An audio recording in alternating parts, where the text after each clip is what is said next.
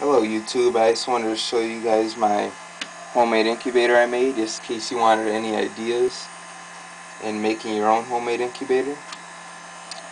First I just made the box, and the box is pretty simple. I just cut a couple pieces of wood all same length, cut a bottom, and then I put the top.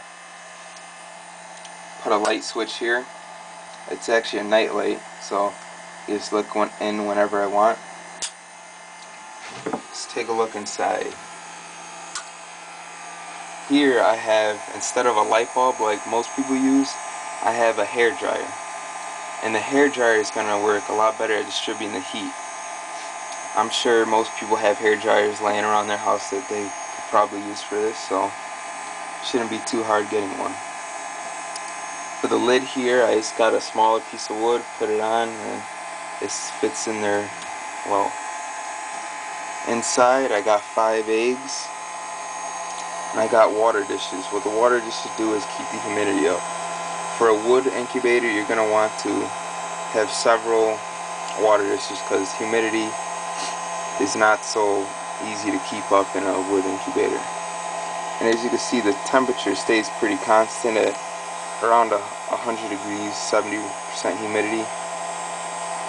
Most of the time it shuts off at 102 degrees, and that's perfect for a forced air incubator. And as you can see here, I have the fans right here just to circulate the air around. And the most important part of this project is you need to have a thermostat, and you can buy this from most hardware stores. I got mine from Home Depot for $10.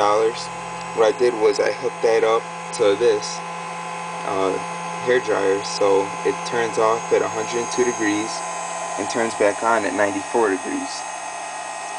And letting the temperature drop a couple degrees won't disrupt the eggs. You just can't let the temperature get over 103. And also right here I hooked up a window just so I could view my eggs without always having to open them. I also made a homemade candler.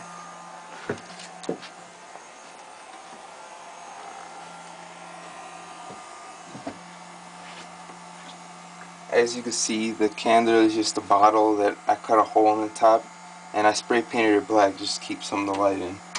It's very simple to make, but it gets the job done. And as you can see right here, there's the chicken moving up and down. They're about at 11 days right now, so in 10 more eggs I should have baby chickens. Let me put this back in the incubator and I'll show you my other incubator I made.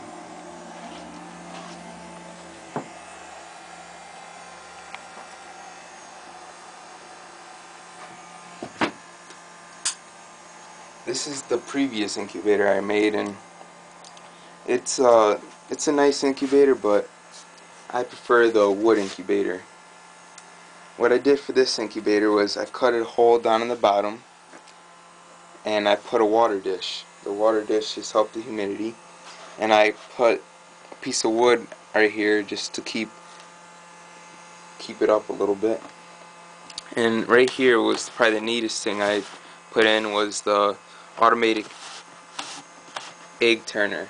And I put about 9 eggs all on here, and then every 5-7 hours I would turn them like that, so I wouldn't ever have to open it.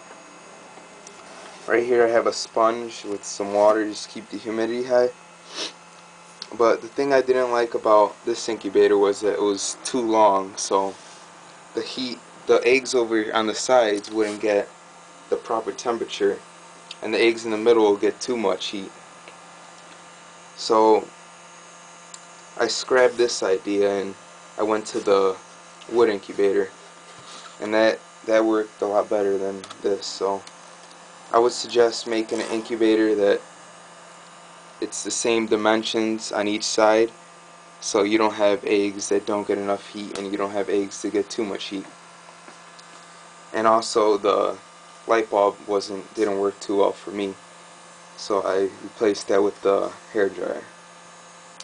Thanks for watching.